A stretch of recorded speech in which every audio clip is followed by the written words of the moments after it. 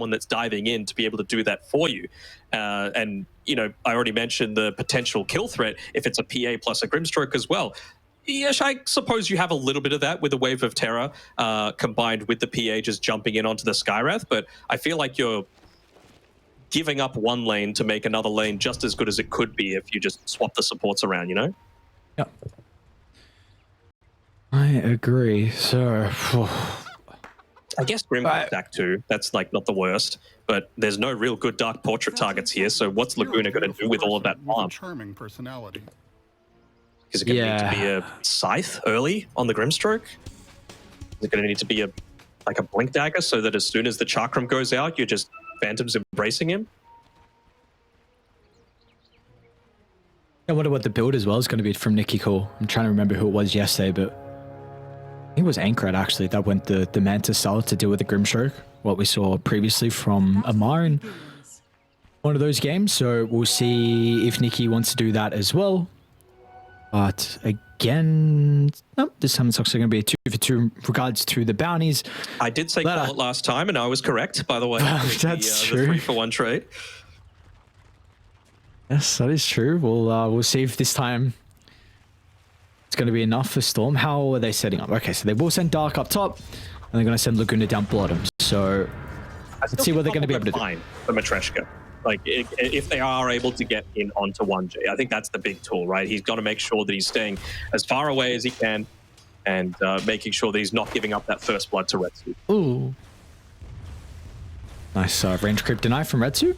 So we'll see. Yeah, I 100% agree, but I also think Tide's just, I mean, this should be a free lane for him. So let's see what they're going to be able to do. Top lane, there will nonetheless definitely be at least some action. Bottom lane, we're already seeing that be the case as well. Some spam from Laguna and Melis.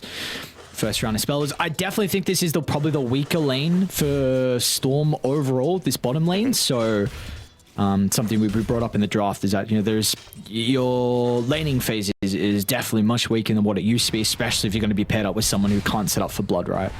Yeah, absolutely. And, well, I mean, it's going to get okay probably once you're like level 3 on the Bloodseeker, just in terms of your sustain. Having just 1 point in the Blood Ride will feel very nice, but yeah, Seneko as well.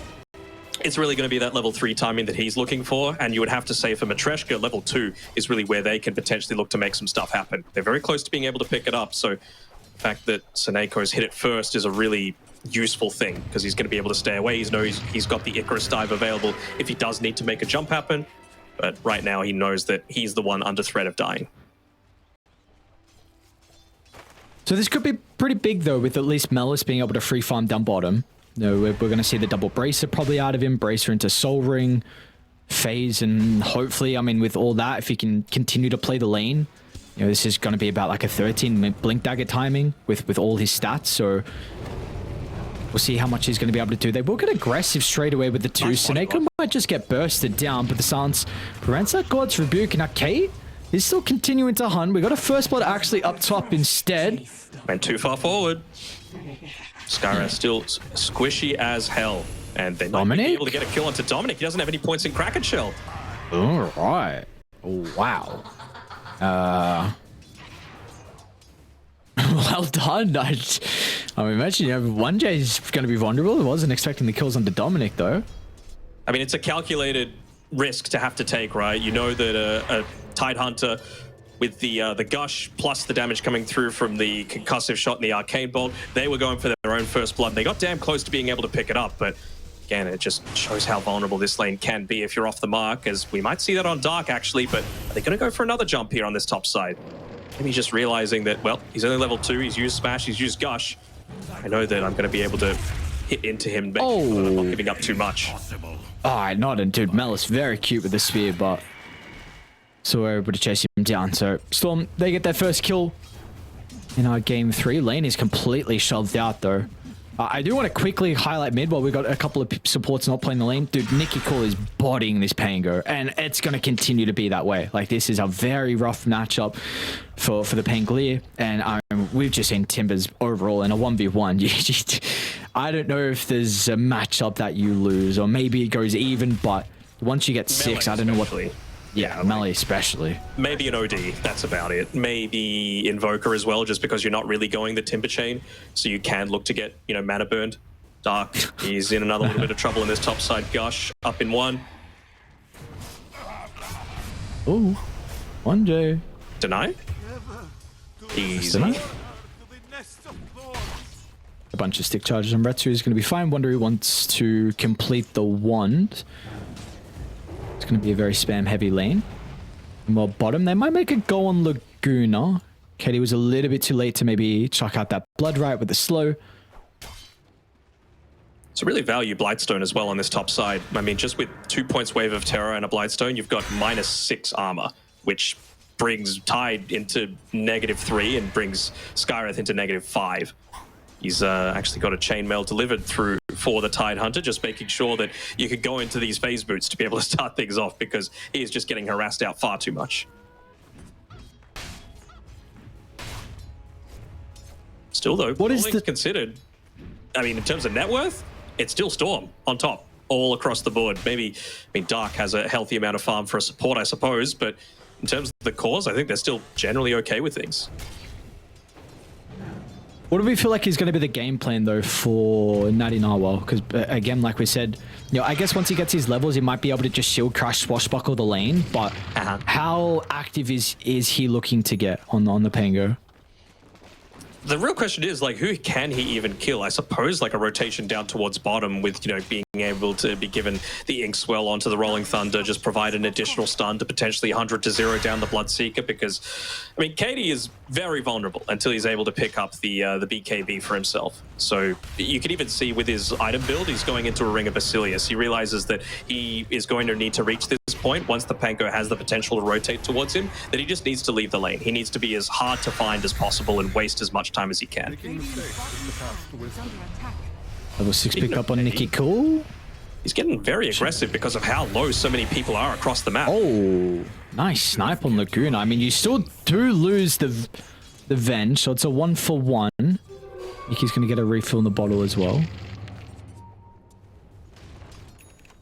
Another one as well from the bounty room.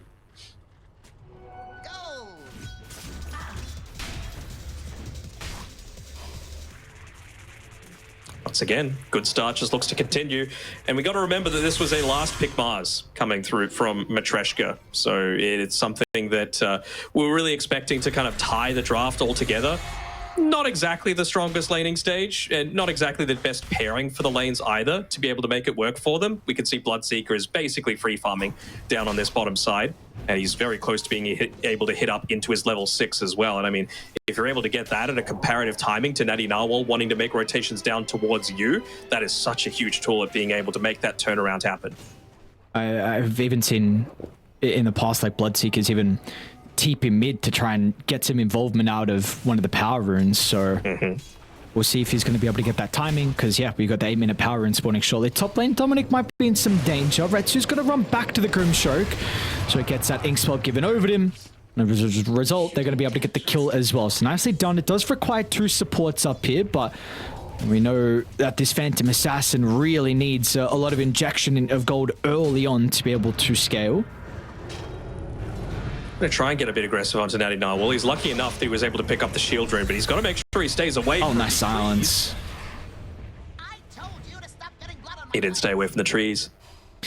No, he didn't. He also went closer towards the sky, so that's probably a bit of an issue. I mean, he didn't even know where the sky was, of course, but 1J, very nice movement out from him. Yeah, and there, I mean, we saw Bloodseeker was even coming over as well, so Katie's definitely considering about getting active early on.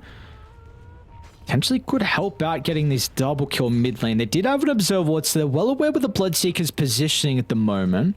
Yeah, and he's TPing back to the tier 2 tower, making sure that's the case. Dark might be looking to go around and place up some high ground vision here. If they can start on the Seeker, this would feel really good. Gets the rupture off, but it's not enough. It doesn't look like it's going to be enough at all.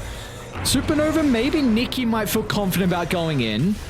Region's activated. Even Retsu wants to get involved. The jump over the top, targeting down 1J. They'll deal with one of the supports, but can they isolate Nikki Cool now? It looks like they will be able to do so. Very nicely done, Matreshka bringing every single member, but without a doubt, they needed all those resources to be able to get these kills.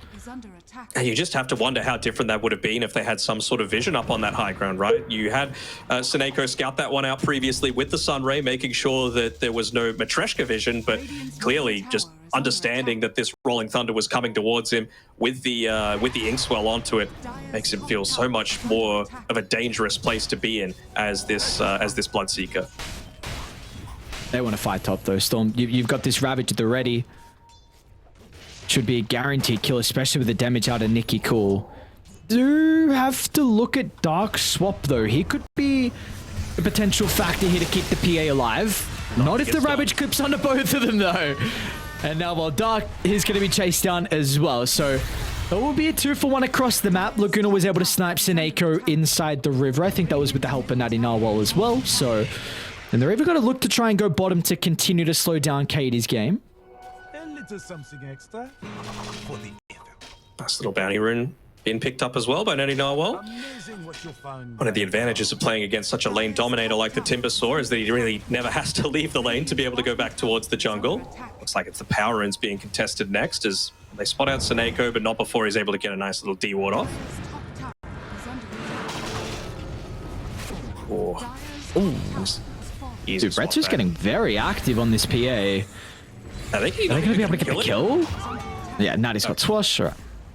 Oof. Not exactly where you expect a PA to be, though, at this stage of the game. Right? Clearly, he feels like he needs to be a little bit more active to be able to address like a strong-ish timing. But again, it feels like it needs to be on the back of like a Rolling Thunder landing onto someone, and then you feel a little bit more confident to be able to dish out that damage of your own. Talk to me about this. Oh, actually, bottom lane ruptures out from Katie. Seneko is really far away, and yeah, okay, Rupture's not going to give them anything. Meanwhile, Dominic's alone. Dark's maybe looking for a swap back, but they too are also far away. Talk to me about this Tide Ag Shard. I demoed it. I thought it was horrific. I'm surprised he has it queued up. That's the main thing that I'm looking at. And I guess you are leashed for it, so if you're able to get it onto the PA, you don't have that, like, blink away potential. Maybe that's what he's thinking about, but yeah, beyond that, I'm not so certain, to be honest. Even the fact that he's rushing into a Blink Dagger is a little odd, right? Like, you're so one-dimensional if you go down this Blink Dagger route, but maybe they just feel like he's effectively playing as a support to be able to set up for Nicky Cool because he's continuing to have a phenomenal game. Is he ever going to anchor the PA, though? I swear this shard range is so stupidly low. Yeah. I'm intrigued to see. Blink onto him, right? It's a possibility. Yeah, I guess. We'll see. Katie? Can it be vulnerable to the smoke? They're starting to TP down. It's just going to be both supports at the moment. Let's see if they're going to have the damage currently. There's no one charger to play with, but he's got Seneko nearby to protect him with the Sunray, so that'll repair up some of the damage, and more importantly, just give StoRm time to react. Dominic's even going to look to TP down with a Ravage at the ready.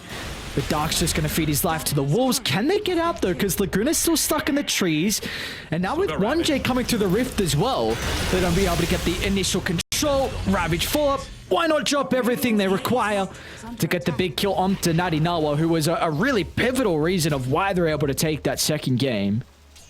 He was, and he's the only one providing any sort of tempo on the map right now. I mean, Melis, he's a great player, but you really don't feel like this Mars is going to be making too much impact until at least he picks up that Blink Dagger.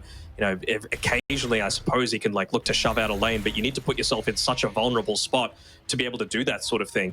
So right now, Nicky Cool, 1J, they're just looking to roam around and take some towers, I feel. Nice little combination there. Cutting down the trees, giving a nice observer ward spot. Overall, Retsu's is not far away from the Battle Fury. All things considering, I mean, honestly, those kill involvements, 3-1 and 3 for him, so keeping up in net worth. See how much he's going to be able to do this game, though. Like you said, I mean, it is his most played hero. They wanted it for him in this deciding game, elimination game at that. It's just a matter of how late is the game going to go. You know, again, if he can get into like his 4th item, I'm feeling confident about it. But I just feel like this Timbersaw could potentially take over the game. This Bloodseeker just with 2 items is going to be so much more effective relative to him. really might even just come down to the vision that allows them to take the good fights, right? We saw previously, because they didn't have that vision around the mid lane, you were able to land that Rolling Thunder with the Inkswell onto the Bloodseeker. Sure, you got the Rupture off onto the Pango, but the fight was done by that point. Speaking of Pango, he's looking to finish up that Diffusal Blade. He'll probably build up another set of stacks for himself. Never mind. He will not. Wasted money. Howdy. It's Illusion. It's just a bait. He's got the boys here. Natty Narwhal's going to eat a couple of ultimates and add another one with the Mystic Flare as well. He's going to be able to open up the tier 1 tower. If Laguna shows, Nicky's just going to push him further out of the lane. I don't think he's showing. Oh, no, no, no, no, no. You have to defend this. You have to do everything that you can to be able to protect all these stacks. Nicky cool. He's just looking to yoink them all away. What can a poor Vengeful Spirit do against all this? And Retsu's here, but he's... Look at the resources from Retsu. He can't take these fights. No blink on Malice just yet. They'll get some of the Ancients. They'll get some of the hard camp. It does look like Malice got a decent chunk. That's good. Get something, but this was your big comeback tool. You know, having that Battle Fury available, you know, against a PA, this is the area that you're looking to make a lot of those stacks. And, well, now it's not going to be for anything other than just giving a lot of XP over to the Timbersaw as well. They did make a triple at the right Ancient, so that is something for Retsu to continue getting. Yep. Each time he went to grab the Wisdom Rune, it was Dark looking to build up another stack there, so even he's going to be looking to scale a little bit. Wonder what he looks to go for. I mean, he's got the medallion. Nice to be able to provide just that little bit of extra armor for himself, or the reduction against some of these squishier heroes. But I honestly wouldn't hate to see him just go straight for an Aghanim Scepter here. Like, if he's the one that gets burst down so there's not that save potential, then at least you're going to have that second life. Briefing a little bit, though, with a Wave of Terror, considering Retsu's farming under the blur. True. Alright, Smoke up from Storm. It's actually just going to be 1Gen Nicky called together. Ridiculous amount of damage.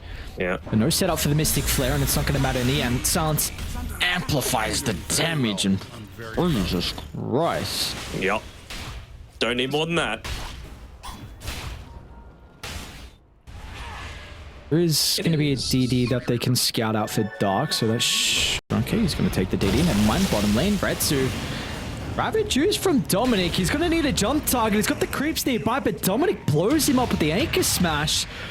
They do have some reinforcements coming over. They're going to have to damage though to get the kill, because Radiance even brings some numbers down as well. The Supernova's going to make it a little bit difficult. They want to turn to kill it, but they won't be fast enough. It's going to be a disaster, man. Matreshka, they make the attempt to take the team fight, but they just weren't ready for all the extra reinforcements with the cavalry showing up. It's a 5-man wipe for Storm, and they even barely break a sweat. That is a real late attempt onto that egg, man. Like, I was thinking, surely they're not going to commit to this. And, well, we didn't even get to see the anchor in the middle of that team fight, but he's got it on Dominic. The dead in the water looking to come through. I want to see how he uses it. I really feel like this is a more specific PA counter, just to take away one of those more mobile carries. Doesn't even have the Ravage, but just blink in onto him and drop the anchor. Retsu, are they actually wanting to fight? I guess they know that a lot of abilities were used, but now Retsu now shows in the lane, and give him the anchor. Now he's got nowhere to go. He gave him the anchor. Oh, this can't be happening.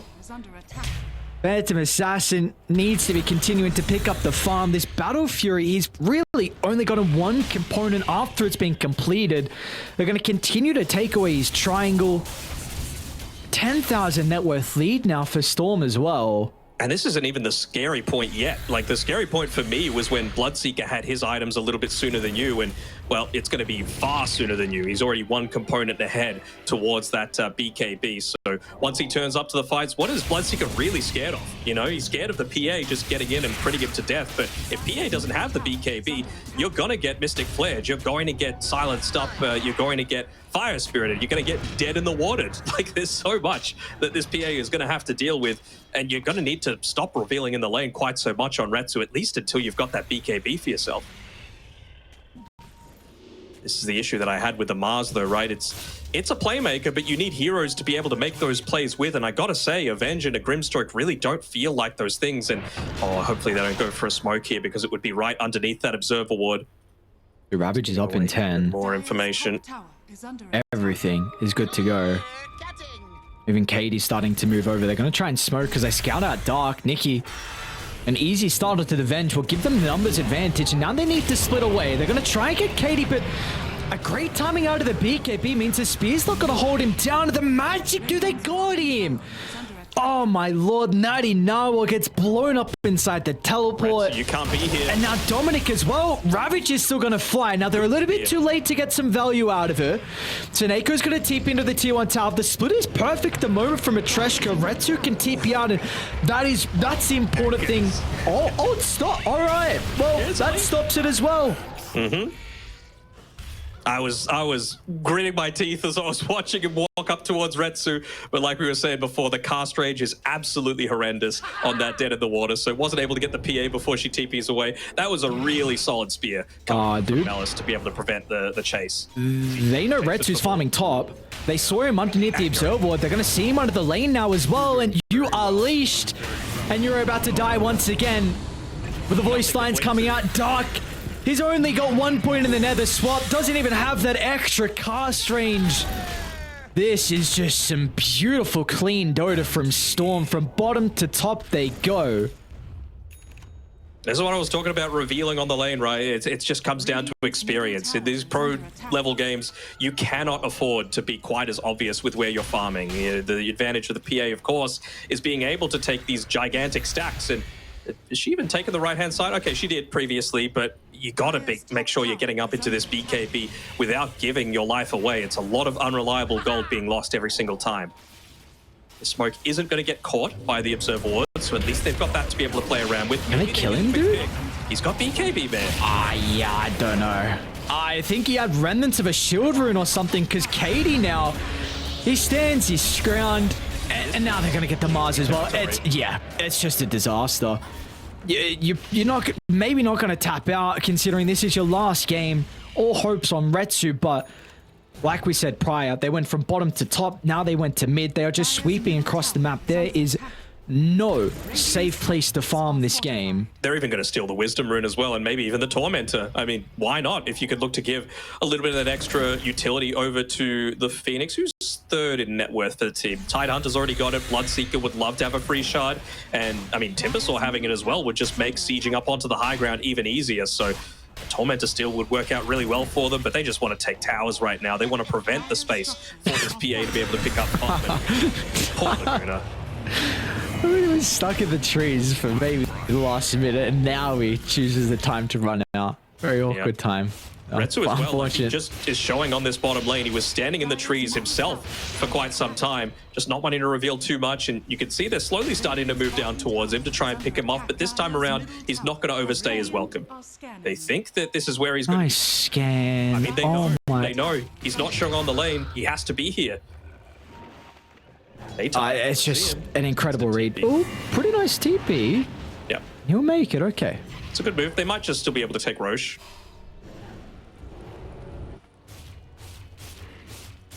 They will. So, see, it should go down pretty fast. Maxed out Gush with the Solar Crest. And we need Nikki Cool as well, who will continue to shove out these side lanes. I don't even know. I mean, maybe you're looking at... Do you go Agshard next for PA? Are you going to have more value with buying that item instead of something like a Deso? I think so. I think it's just going to enable even the Pango with the Swashbuckle to do a little bit more damage against the likes of the Tidehunter and the Timbersaw, and maybe you could look to take him out to be able to start things off, because it can't be the Bloodseeker that you go on. Timbersaw still feels really rough. He's got a freaking heart, man, and it's 22.5 minutes. Even went and bought up his own Aghanim shard himself just to assist with taking a lot of these towers. So, what, 3 shards already on Radiant? Yep. I guess that is kind of one of their weaknesses, I suppose, is their tower taking potential and high ground, right? So maybe Nikki can just put himself there with a heart. Mm-hmm. Keep Flamethrower on. Retsu. Well, that's not how you wanted your first BKB to go. No, it's not. And dude, they're sweeping over. Nikki Cool's going to run into Laguna simultaneously. 1J gets a second support on the back line. Wash over this land. Doesn't feel great, does it? You know, for all the good things that they did in game number 2, they have just been completely dismantled this time around. The Lamar's pick isn't bringing the whole draft together. We haven't really seen that big combination to be able to come through. It just feels like they're never able to be on the front foot either. Dire's top tower is under attack. Radiant's bottom No, sir, it does not. And unfortunately, they will not be. Now with the position they're currently in. Tower's going to go down. And Barracks is going to follow as well. We'll see what the Flamethrower is able to do. He'll buy some time. But it doesn't matter. I mean, Radiant, they still have team fights. So they still have team fight ultimates ready to go, even if Matreshka try and go for this final defense potentially. Again, they're going to give it up. The thing about Seneko and his teams, he'll be saying to them, look, there's no reason for us to split up anymore. Look at where the lines are being drawn on the map. Like, we are ahead. Maybe the top lane isn't really pushed out, so there is that backdoor protection that's kicked in. But they're just saying, I don't know about this line being drawn on the map, though. They just need to continuously look to take towers. They're cutting waves in front of the tier 3. They're looking to maybe protect the tier 1 mid, but they're not going to be able to. I don't know. It feels like they're spending a lot of time chasing when they just need to be bodyguarding these waves, considering Aegis still has a good 2.5 minutes left on it. There we go. Line being drawn on the map. Once again, KT said, let's get out of here. Good old kimchi mentality. Oh, nice speed back to the tower. Here's the Aegis carrier. But if they can get the first life without committing too heavily, that's going to feel pretty nice. They're looking for a spot back under the tier 4s. Dark is getting set up, but the BKB is going to be activated for Katie, and now it's given enough time for Radiant to be able to move over. Pretty good supernova as Retsu's stuck in the middle. Be able to get some distance away. Natty Narwhal is going to actually be in with the finishing blow, so really nicely done, Matreshka. Really the first decent team fight we've seen out of them. Natty might still be in some danger. It's going to be okay, though.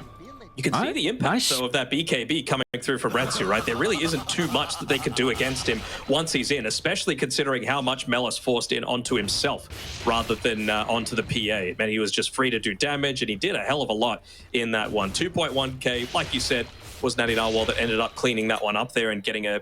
it's only a killing spree, but still, any gold is pretty vital for them to be able to pick up at this stage. Speaking of Natty Narwhal, he's just going to run into 3 inside his own jungle. Silence might last a little bit too long, especially with the finishing blow coming through from the sky. They're going to chase down Dark as well. No fear for StoRm, and a godlike streak for Nicky Cool to add on top of it. Still, though, they spent the time cutting the waves, making sure that they weren't able to convert a couple of kills into something extra. They're pinging out the fact that Retsu might be up here, and they're going to be able to see him right now as they walk into him, rupture in onto the PA. Will be not on target. He used it onto a creep. Oh my god, that Atos. Also, it being on a creep didn't help. No, but yeah, I mean, he's still TP'd out, but yeah. We're going to get Mellis down bottom as well. Might be able to... no, no TP from Mellis. They're still going to use the BKB. Nicky Cool is solo here in front of a tier 3. It doesn't seem like as much he has to be worried about. Nope. Are they going to try for another swap back? Right, there's the first start. And the Phantom Embrace is always a bit difficult for the Timbersaw to address. It'll expire now, but they'll replenish it straight away. And that is going to be a godlike streak that Retsu gets. And that's a kill, man. Oh, and a gem. And that's a kill without the shard, which is now queued up for Retsu instantly after that. I mean, they're slowly starting to come back into this one, man. Like, it's a little bit of odd mistakes coming through. I mean, sure, you've got the Aghanim Shard, the Aghanim Scepter now on the Tidehunter. You can make a few more of these pushes happen. Maybe that's what they feel. They feel like they don't have enough stuff to be able to keep these waves shoved in, but I feel like they're just gone away from what's given them success, which is balling up and team fighting.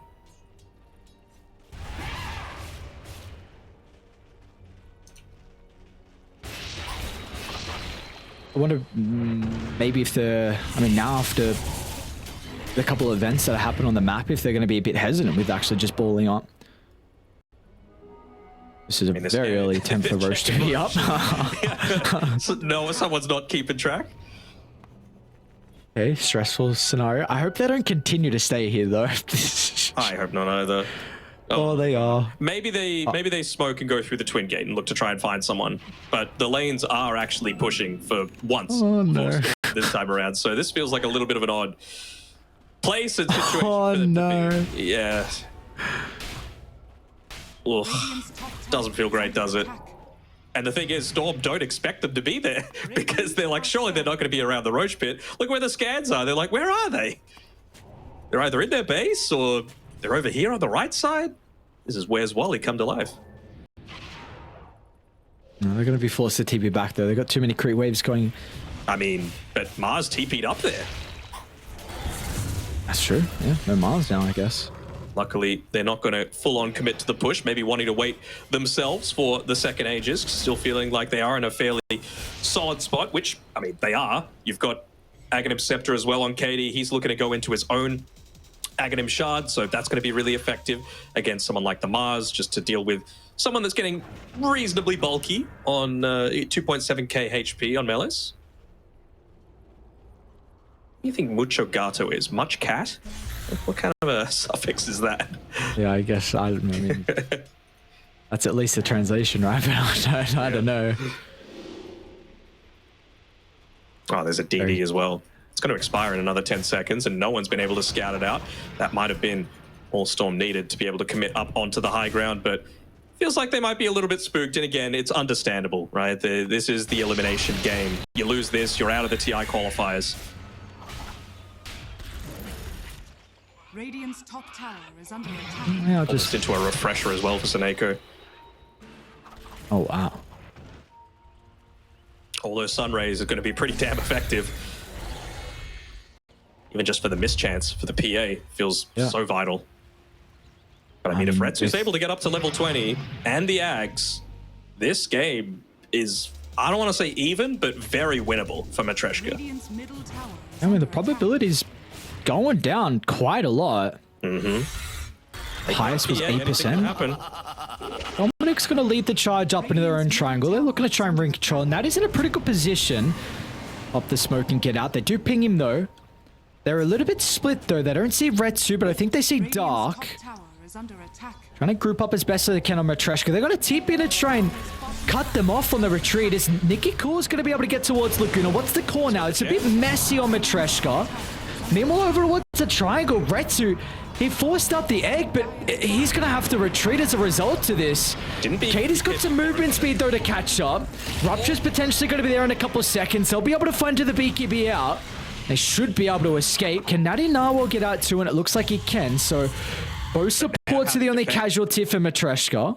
How do you defend high ground, though? You've got the refresher orb on the Phoenix, so we know that he's going to have that supernova available once again. Mars doing his best to try and just farm up that next little bit. It's still going to be a mile until he gets into his next item. Oh, they saw him farming. Oh, they see the... Are fortified. Like, he's No not gonna be BKB, able to dude. fight. He's dead. He's not getting out of this one. Nicky's going to get all the damage. What a read from StoRm again. The fact that they see him under blur, farming this creep wave. Don't even need to use the Ravage because of that dead in the water. Radiant structures are fortified. Natty's trying to cut the wave, but... Spend a glyph. No one else is running towards him. He's doing the right thing. Issues. Just trying to save that buyback on the PA if he can. Obviously, he's only one component away from being able to pick up that Aghanim Scepter for himself, and I mean, they're still trying it. Melis shoving another wave. Might be able to get away. We'll need one more Spear of Mars to be able to do it. He's got his own BKB. So I don't need to pop it. What is going on, dude? I mean, is it going to expire before BKB? Yes. Oh, he's doing a really good job. Oh, dude, what's going on? They want mid lane, Pango almost dying to 1J. Back, oh, Blink's over the top, dude. He's got a regen. Might have to pop it to somehow stay alive. 1J spells, man. He solo killed him. And back to Melis. He's gonna try and TPR. Can they stop it? All right, he made it out. This is That's some crazy stuff. What's going on? We're at Cloud College right now, but well, they waited a long time for the Roshan up on the top side, and it's only 15 seconds down bottom. So wouldn't hate to see StoRm just hang around this sort of area. They don't want to throw away what felt almost unlosable for them, to be honest. It was only a 92%. I say only 92 because it really did feel like 99. But this would really still, in my opinion, put the final nail in the coffin, unless Retsu is able to get up into this Aghanims. Again, he's half a level off level 20. He's 300 gold off picking up these Aghanims for himself. So you have one last opportunity, one last team fight, it feels, to really close the gap even further than it has been already. He's just going to get ruptured in fights, though. Like, I feel like Pengu kind of has to start to be the first person the Bloodseeker sees. Yeah, so then you just rupture him, and then maybe you're the Bloodseeker then be freed up to jump the supports. But without a Basher, and I don't think you're going to double crit Seneko, he's just going to pop Supernova.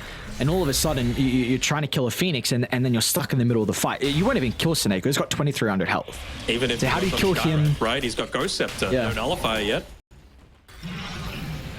It's honestly probably going to have to be a really long, drawn-out fight where everyone else is kiting some of the spellers, maybe forcing out a Ravage, forcing out Egg.